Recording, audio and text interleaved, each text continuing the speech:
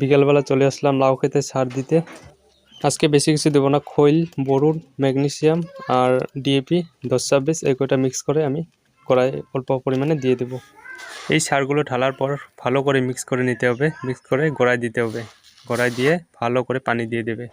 আর বিশেষ করে সর্ষের খোলটা দিতে হবে। সর্ষের খোল দেওয়ার পরে লাউটা খেতে খুব সুস্বাদু লাগবে। মাছ আই এখনো ভালো মতন ডাহে নাই, লাউ একদম প্রচুর আইছে। যদি মাছটা ভালো মতন ডাহে। নমস্কার, আজকে এখানে দ্বিতীয় হারভেস্ট চলবে এই লাউ থেকে আমার। কালকে হারভেস্ট করেছি আমি 219টা, 40 টাকা করে পার পিস, প্রায় 8760 রুপিস।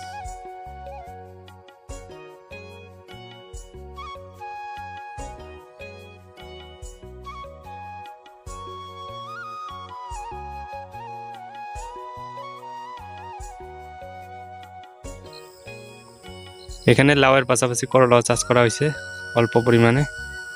এটা করলা লম্বা সেগমেন্টের। এই সাইডে মাত্র মাচাতে উঠবে, মাচাতে এখন উঠতে পারেনি ভালো মতন। পাশে করলা, এটা হারভেস্ট করছি আমি 80 টাকা কেজি। বিনস চাষ করা হয়েছে, সঙ্গে বিনস, এই পুরোটাই বিনস। এই পাশে লাউ, এই পাশে বিনস। এই পাশের গাছগুলো বড় হয়ে গিয়েছে, আর এই সামনে যেগুলো এই যে